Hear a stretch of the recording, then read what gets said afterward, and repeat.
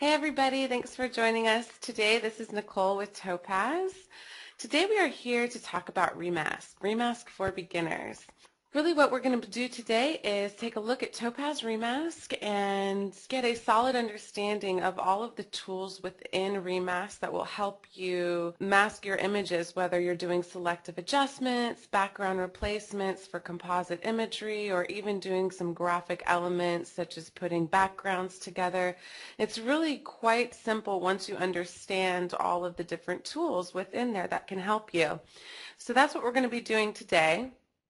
All right, so let's go ahead and talk about reMask. Let me get out of this front page. Okay, the first image we're going to be working with is a pretty simple image that I just want to take into reMask to be able to show you how the different tools work. So basically we're going to be going from this image, the original image, to replacing the background. We're going to do it several different ways pretty quickly just to get you actually comfortable with the different ways that you're able to create masks within reMask. So let's go ahead and get rid of these top two layers. We are going to be working within Photoshop CS5 and Photo Effects Lab today. Both of those have layer capabilities, and it's a good thing to know that you do need a layers program, or a program that supports layers, to be able to work with reMask, because reMask needs layers capabilities. So for example, if you are working through Lightroom or Aperture or iPhoto, you're not going to be able to necessarily use reMask unless you use an external editor such as Photo Effects Lab or Photoshop Elements, Photoshop, etc. Let me go ahead and make a copy of this background. And to get into reMask, it's just the same as the rest of our plugins. You go up to Filter, Topaz Labs, and then Topaz ReMask. So again, we're going to be talking about several different ways to create masks within the program, and we're just going to start from the top. But before we do that, let me go ahead and introduce you to the interface. In the top left corner is going to be your preview navigator, where as you scroll in or zoom in with the buttons below, you'll see that the red area here, as you move that around, that's what you're going to be looking at viewing in your main viewing area. You can press Fit to fit the image into your window, and you can press 1-to-1 to get it to 100%. We have our Undo and Redo buttons. Here is where you're able to select an area of interest, and it'll zoom right into that area. And then you can also use your hand tool. I like to actually use my hand tool if I'm, let's say, scrolled into 100%. My hand tool will also come alive if I just press my space bar, and I can actually just move with my hand tool within the preview area without having to actually choose the tool over here on the left. We're going to be talking about these brushes here shortly, but let me just kind of move on here. Our main viewing area is obviously right here in the middle. We have different ways to view the images up here. View your masks. You can view the image itself, the tri-map, which we're about to create, the mask itself, your keep view or your cut view. We're going to be talking about those a little bit later. Here's how you actually look at the image in a split view or even a quad view. It's going to split the image into 4, so you can look at 4 different types of views. And again, we'll look at that in just a second. Here's where you cancel or press OK to get back into your host program. And then you have your menu options.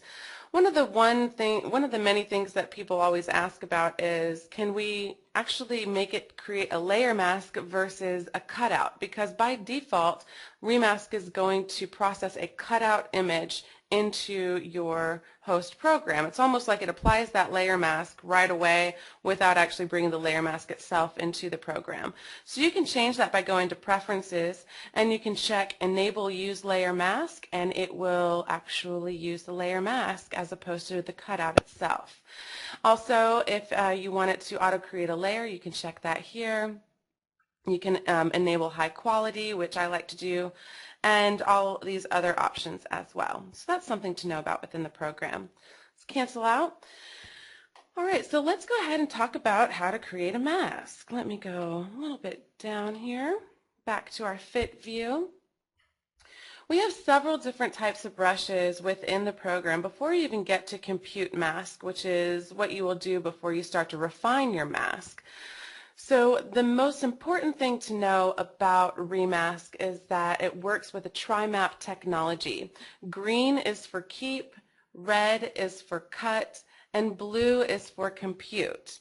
By default, most likely your image, when you bring it in, will either have a green or red background, and then your brush will by default be blue, which is that blue compute brush. And all you need to do to start working with your tri-map is start with these basic brushes at least, is begin just painting around the edges where you want the program to think for you. So with this particular image, it would be around the statue completely, and then with all the little holes that you see through. So that's just what I'm going with my compute brush first. There we go. And after I'm done with this outline, what I will do is actually fill the areas in with my paint buckets that you see on that left side that says fill. They also have a green, red, and blue. Green again for keep, cut is red, and compute is blue. So let me just finish these little areas here.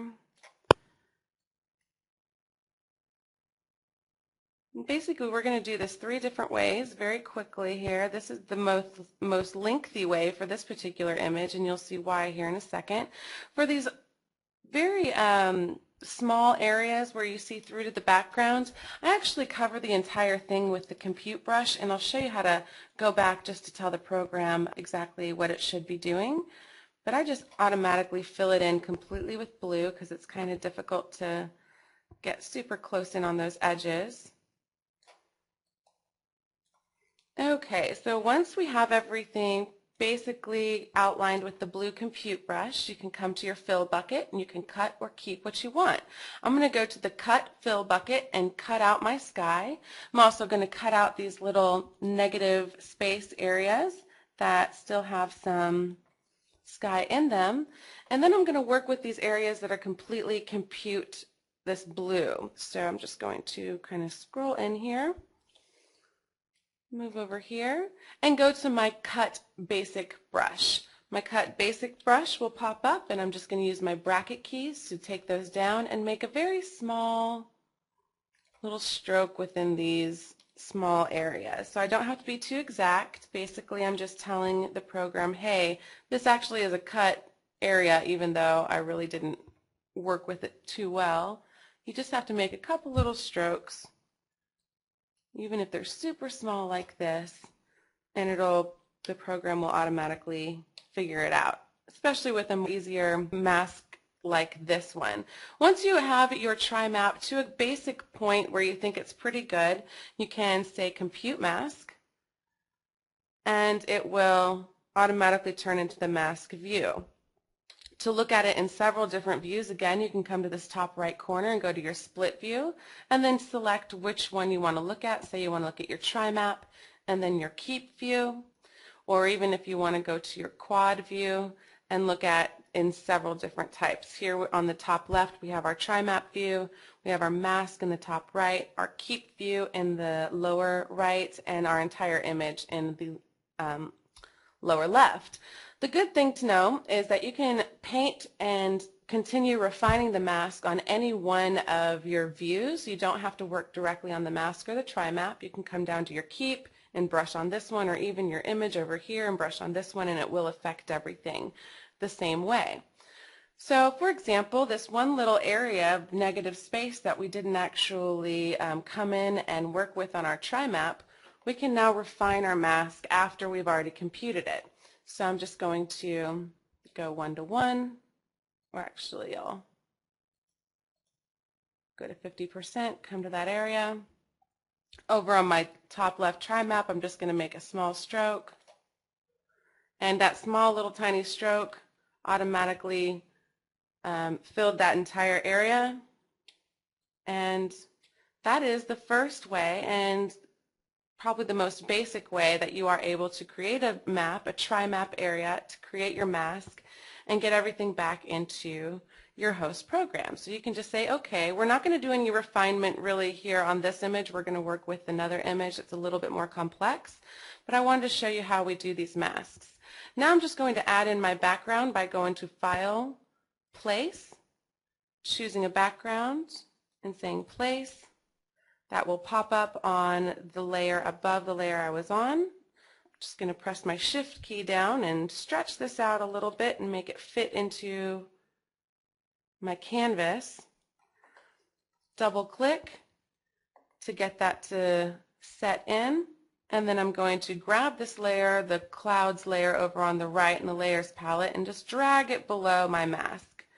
And voila, that's the first way that you can do a mask within ReMask. So let's go ahead and get rid of this mask layer up top and go ahead and take our background copy in again to ReMask, and let me show you some of the other ways really quickly. Okay, so below the basic brushes, which we kind of figured out in our last mask, is the single color selection brush. This is the type of image where a single color selection or even the dual color selection would be a much easier way of working with this mask than actually the basic one. Because even though it's a really easy mask, that doesn't mean the basic brushes are going to be the most simple just because they're called basic. So what the single color selection allows you to do is green, select the color that you want to keep, red, select the color that you want to cut, and then you can change the tolerance level of that color and just brush really quickly on the whole mask, and it will keep or cut that type of color. So what I'm going to do first is come all the way down to my reset button. When I'm working with the single color selection brushes like this on entire mask, I want to make sure that I have my compute color, the blue, actually selected, because I'm going to paint the entire mask red and green, but it will need some sort of tri-map within there. It will need to still have a little bit of that compute brush, because ReMask won't work if you only have a green and red. You're going to always need all three colors. So starting out with a compute fill for the entire image will give you that compute color, and then you can just work with your green and red, your keep and cut, and then you're good to go. So the first thing I'm going to do is go to my cut brush. I want to cut out my sky, so I want to show you kind of how the color range works along with this. But when you select your cut brush and you come over to your image, you'll notice that your pointer has now turned into an eyedrop, and you're going to select the color that you want to drop or that you want to cut. So I'm going to select right above the horse's tail. So I've selected that color. You'll notice over here in the single color selection area, the color swatch to the right of the brushes has now turned into the color of the sky, which I just chose.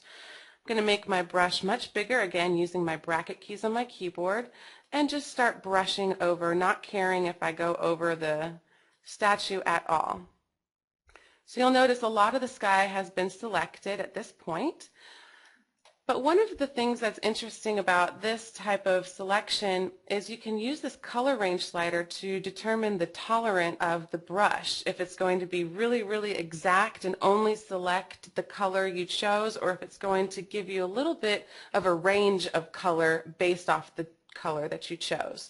So I'm going to go ahead and take this color range all the way up to 50, and I'm going to select again right above the tail. So that color swatch didn't change, but now if I brush, it's going to brush much more of the sky, and actually the entire sky, because I took that tolerance lever with the color range slider up. So I'm going to leave my color range slider up because there is a very different type of color between my statue and the sky, and I'm going to go to my single color selection brush, the keep one, the green one, and I'm just going to come to my statue, click on an area, and just start painting. And so a lot of that will turn to green, and I'll choose different areas, different values, and do a couple different things here because there are several different tones within this statue. So just going over it several different times, making sure to select as much as I can with this green color keep brush. Okay, a couple little other areas and then we'll be done.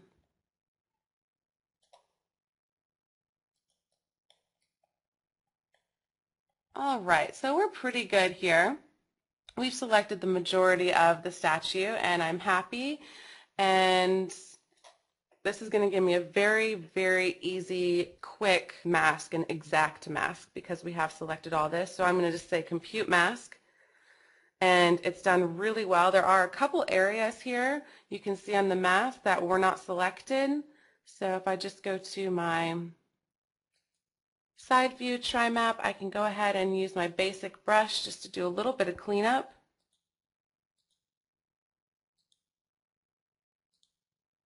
And I'll just kind of fill in. There we are. Once you're happy, you can just say OK, and it's transferred back, and we're just going to drag the clouds below the statue, and there we have it. So that's a second way to create a mask, is by using that dual color selection. Now you can use all of these brushes in conjunction with each other, but really I just wanted to show you what each brush does in a very basic manner so you really understand reMask and what the tools give you.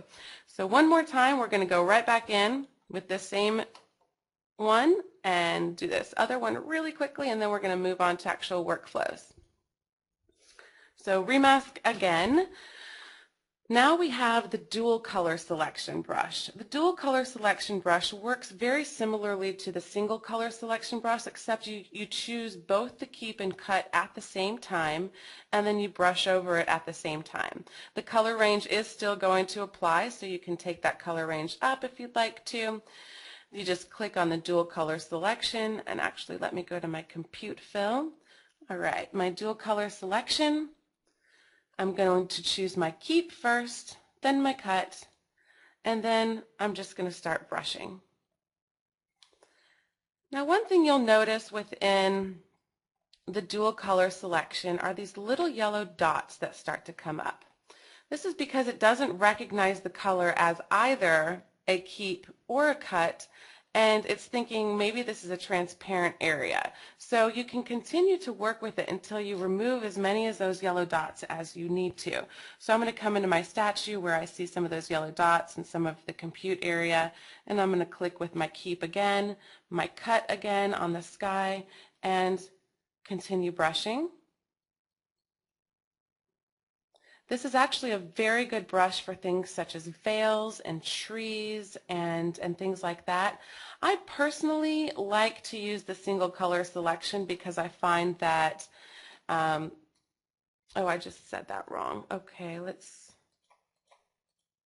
go over here one more time. Sorry about that. I clicked the, the keep for the sky and I didn't mean to.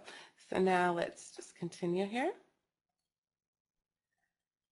So this tolerance level doesn't work as well for this dual color selection. I find that you have to do a little bit more work sometimes, especially if you just have a couple colors. The single color selection might work much better for you. But this is really a good tool for veils and transparent objects. So just continuing on here. And at this point I would just go over to my single color selection, cut, and oh, I forgot I have to keep, and then cut. There we go. All right, so basically I think we've shown how every single brush works within reMask, and now we're going to move on to some refinement tools and some workflows. But I do want to finish this really quickly so you see. Sometimes it can be a little bit difficult to work with, so that is one reason that I tend to work with the single color selection. So once you get to a point where you think everything looks pretty good, you can say compute mask. And it basically looks the exact same as it did with the single color selection, a couple little areas that you need to clean up with your basic brushes, but basically a really good mask to have a couple minutes there. So I'm going to say OK, and there we have it again. Now let's move on to a more complex type of mask where we can work with some of the refinement tools within reMask to show you how those work as well and get you comfortable with those.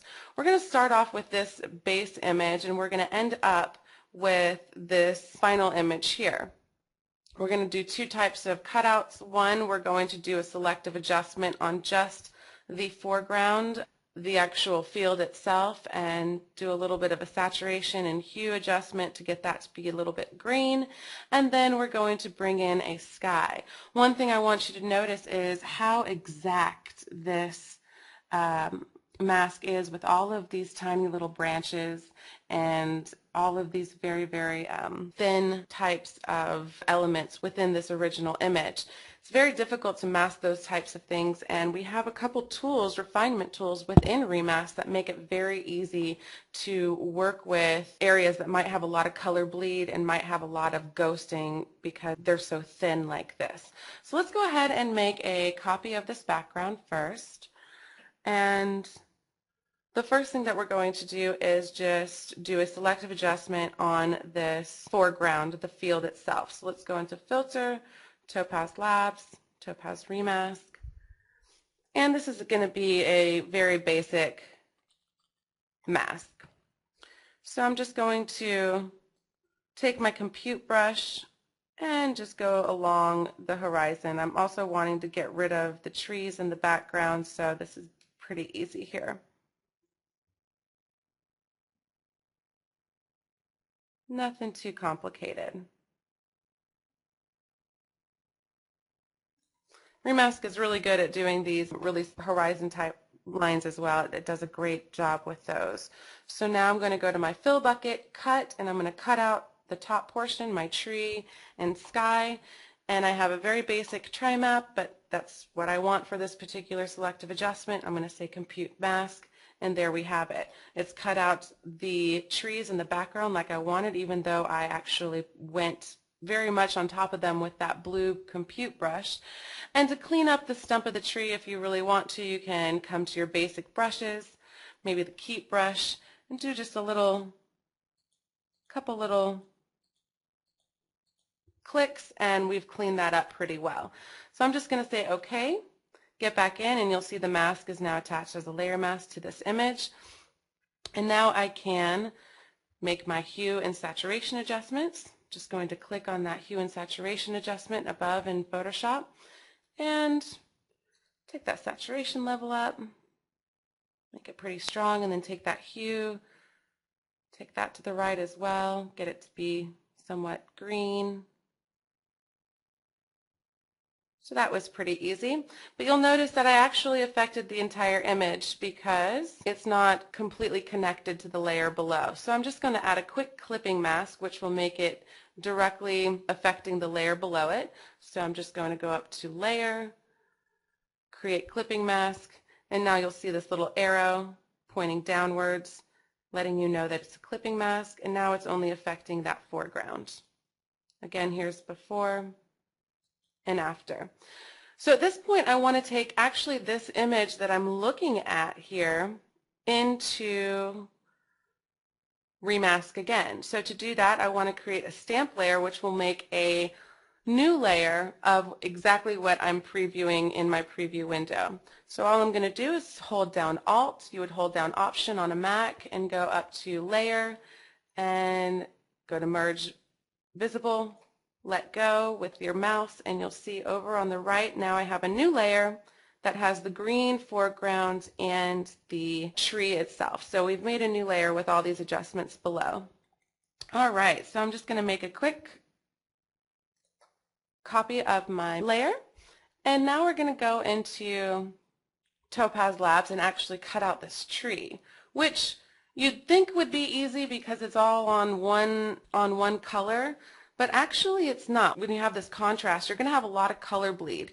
And especially with these really, really thin branches here, it's going to just keep a lot of that white color on it. So let's go ahead and work with it here first.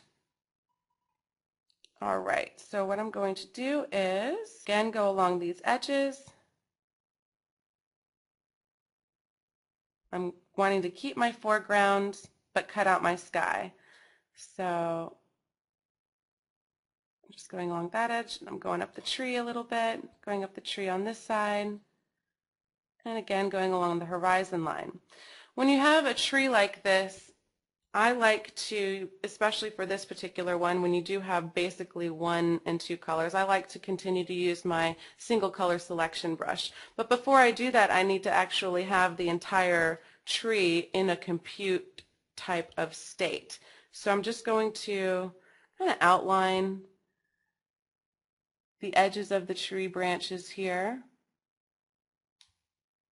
Make sure to get all of those little tiny ones. This will make it easier just to do a quick fill. I'm just going to fill with my fill bucket blue and fill that area in. And now we're ready to use the single color selection. Again, you have to have a tri-map. You have to have all 3 colors. So it's important when you're doing these type of trees or hair or anything like that, that it's first you have a compute area that it's going to think for you in that area. All right, so now I'm going to say single color selection cut first, and I'm going to take my color range up to about, let's say 30 or so, and I'm just going to select on an area of the sky that I want to cut. My brush is as big as it can go, and here we go. You can see as I'm going through, my brush is not as big as it can go. There we are. Oh, actually, let me fill in the rest of my sky too. There we are. Okay, now I'm going back to my single color selection brush, and I'm just going to click on the sky again. Now my brush is big. All right, so I've basically, with just a couple seconds, gotten all of those tiny, tiny nooks and crannies within this tree selected as cut, so it knows to cut it. And now I'm going to go to my single color selection keep. I'm going to keep my color range, let's say at about 30 will do, and select part of the tree and just start doing the same thing, and you'll see those tree branches fill out with a green shade. I'm going to click on a couple more tones. And I'm pretty much happy here.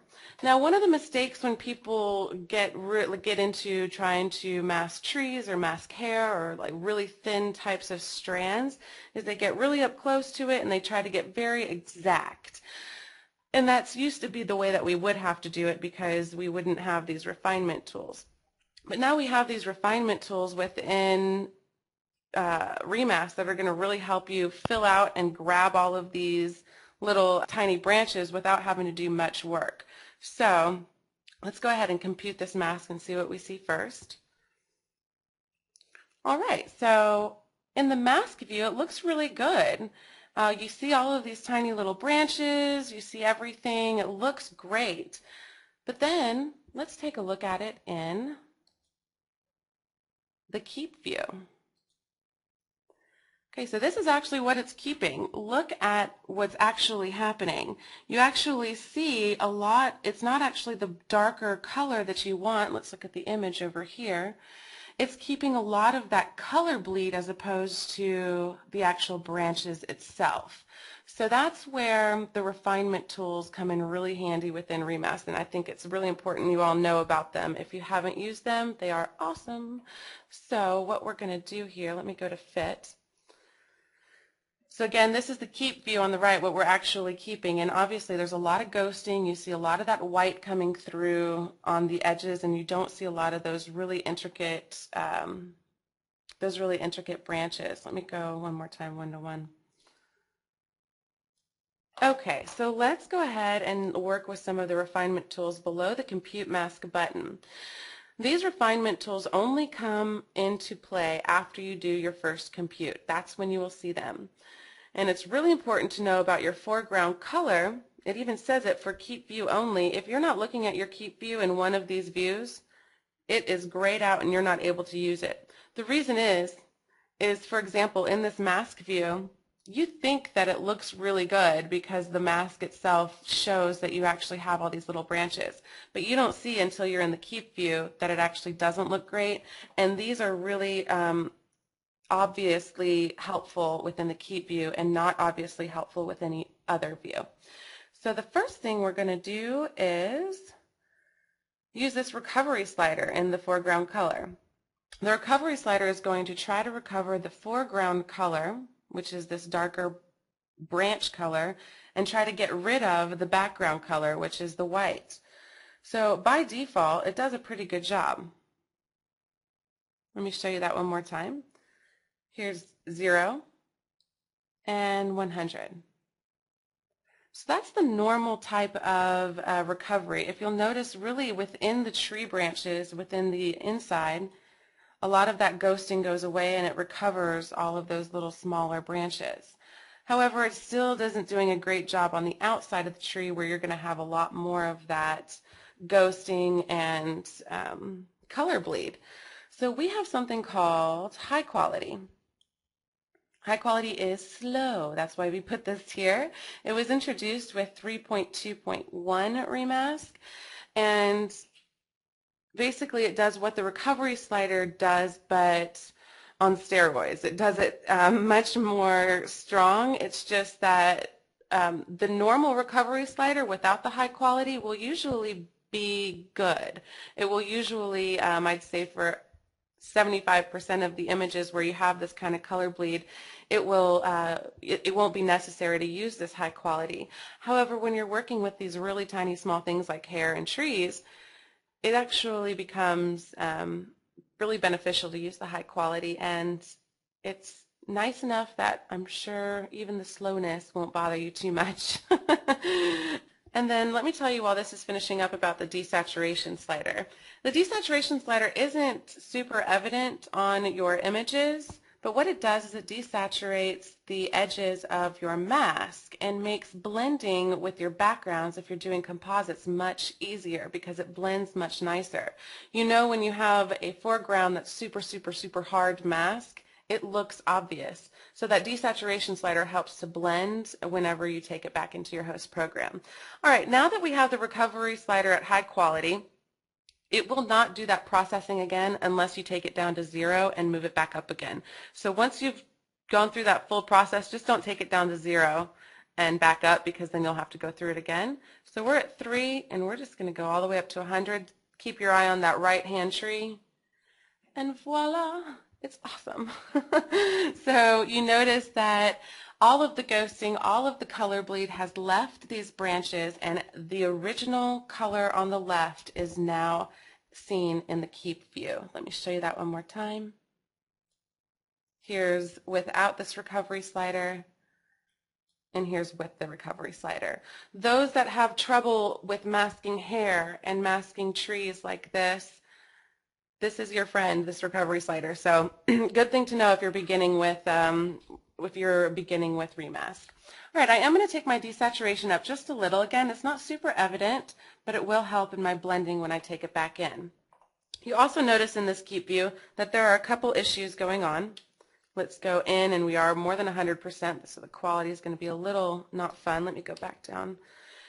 You can see the areas that have a little bit of a problem here with the little white spots, and that's actually the white of the background over here. It didn't quite get it, so we can come in with our, let's say, our cut brush, get that to be very, very, very, very small, come into the program, or come into the tree here, and just do a couple little clicks, and you'll start to see that gray come right back through. So it's very easily solved. You can see the tri-map view over here.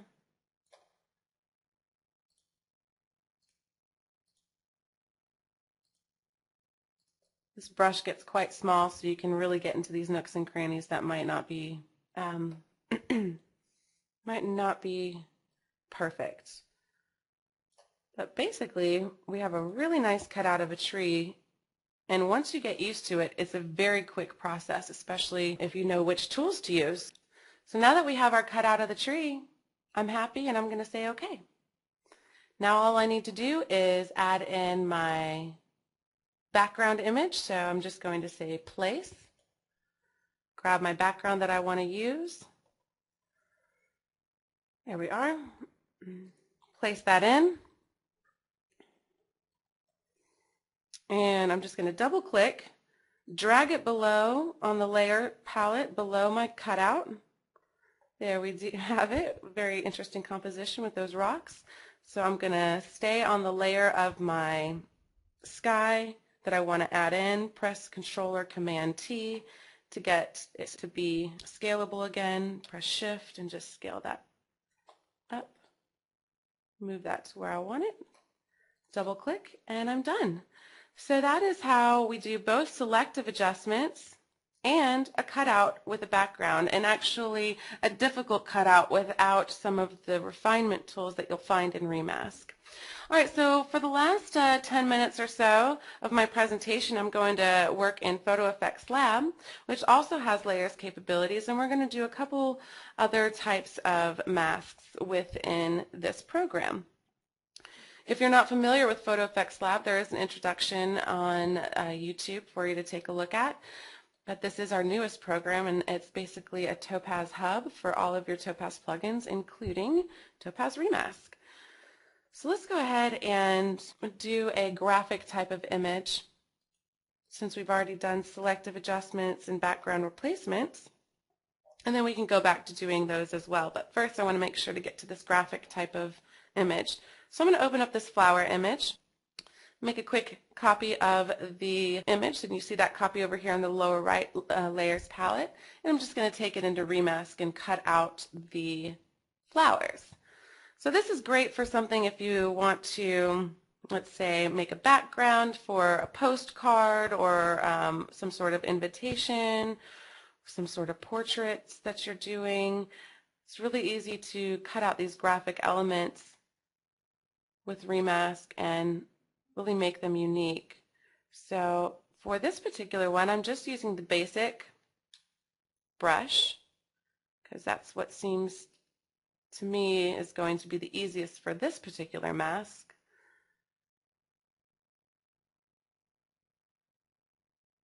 All right.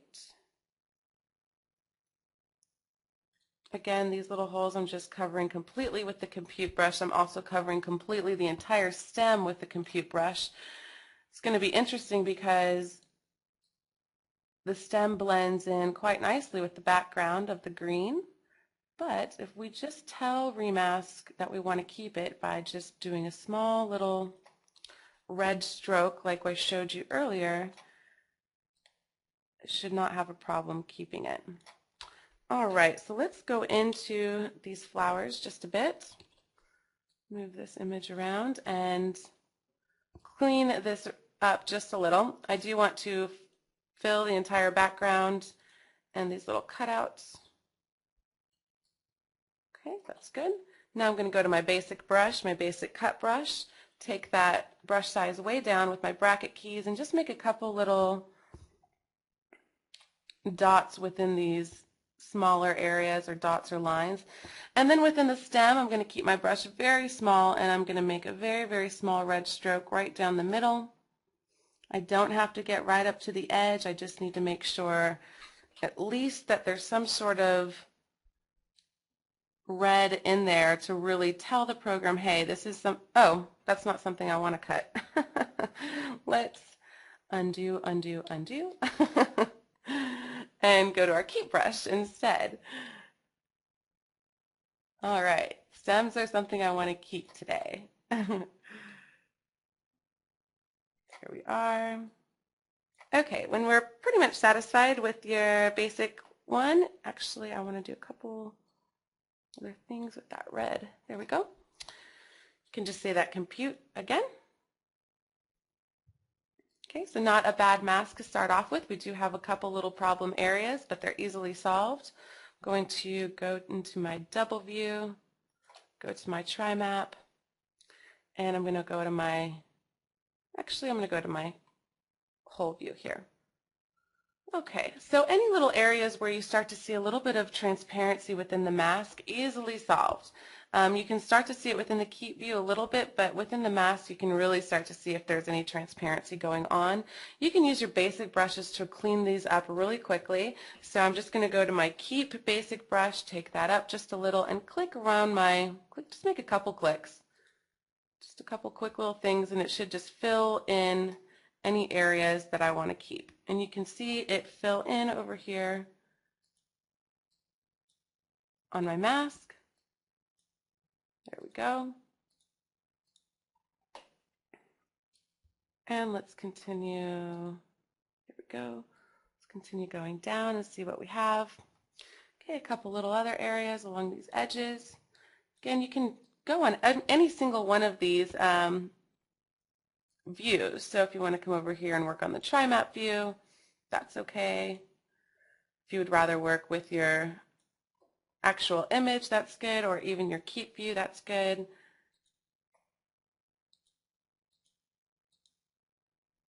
Okay.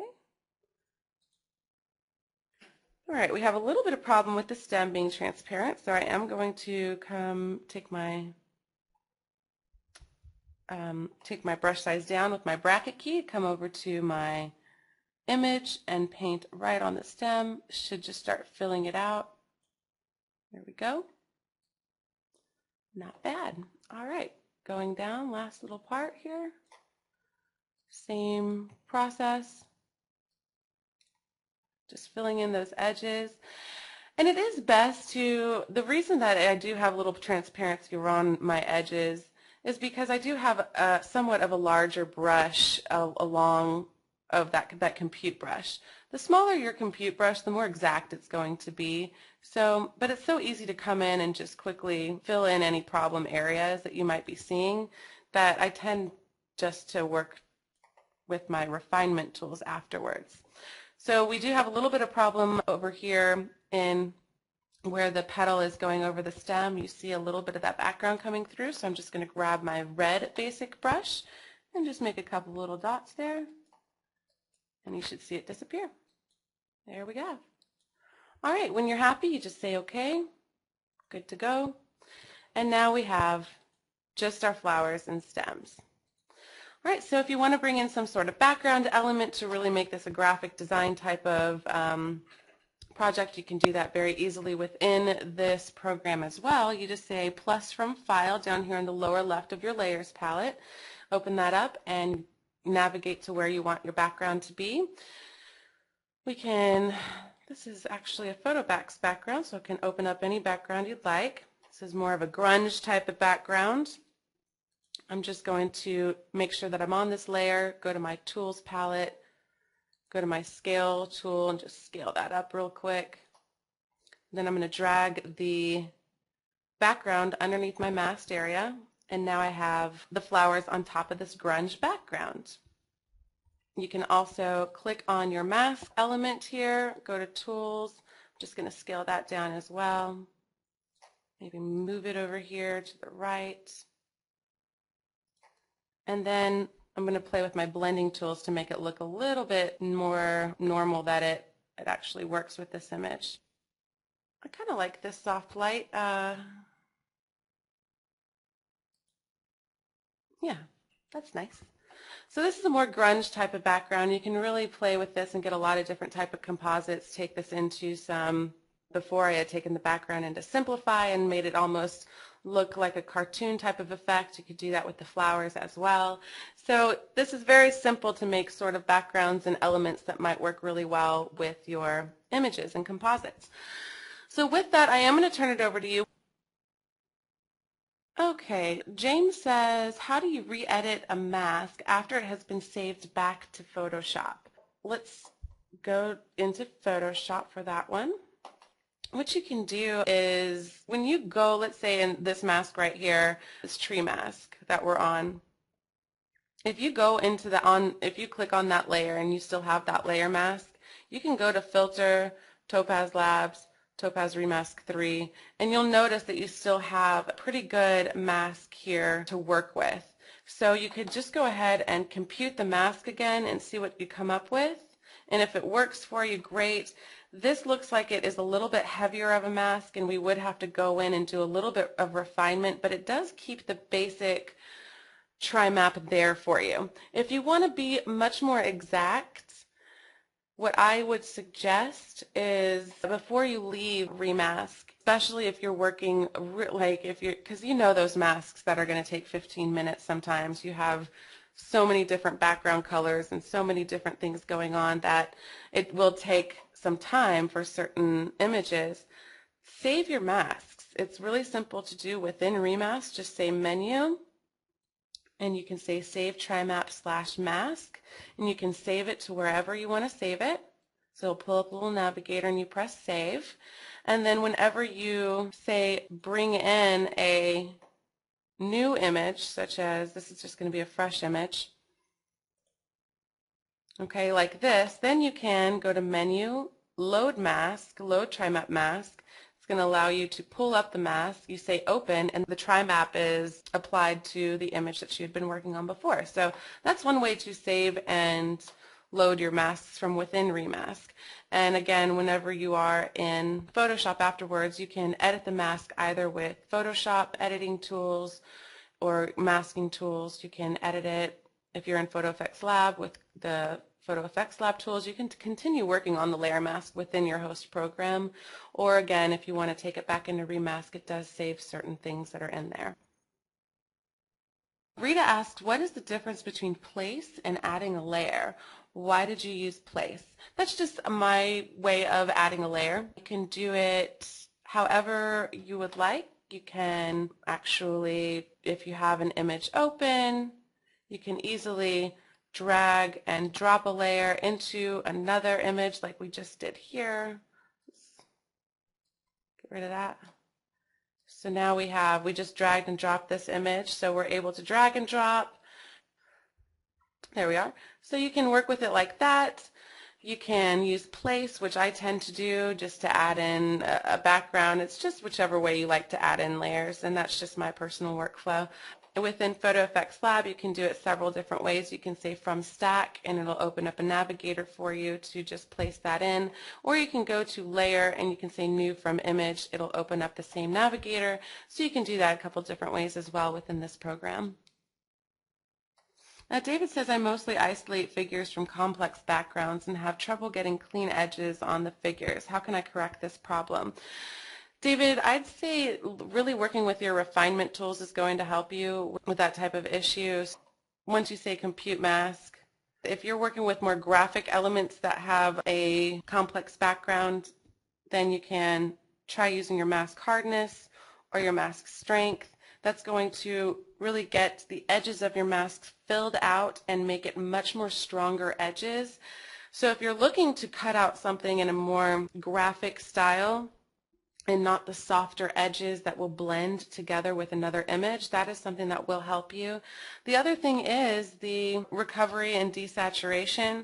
The recovery slider is going to, again, fill out those edges and get rid of the background elements, the background color. So without it, if you'll notice, let's go over here and go to the keep view. Or actually, I'll just go to my keep view. So if you'll notice over here, we have some bleeding because we just brought this right back into ReMask. So the trimap wasn't as good as it was the first time, but it still did a pretty good job. But you do have these little areas that are not looking great. You come and you just use the recovery slider without anything. It's going to fill in those green little areas with the actual foreground color, get rid of that ghosting, and then you can come in and actually clean this up just a little bit, and it'll even work better when you're at the high quality. So those are some refinement tools you need to definitely be aware of. And honestly, masking, if you're working with really complex types of imagery, it can be a lot easier with ReMask, but it still is going to be, you know, a process. So the more you practice and the more that you get familiar with the different tools that you can use within this program, I think the easier it is, for sure. All right, everybody, that looks like it's all the questions that we do have today, so I will go ahead and let you go for the afternoon or morning or evening.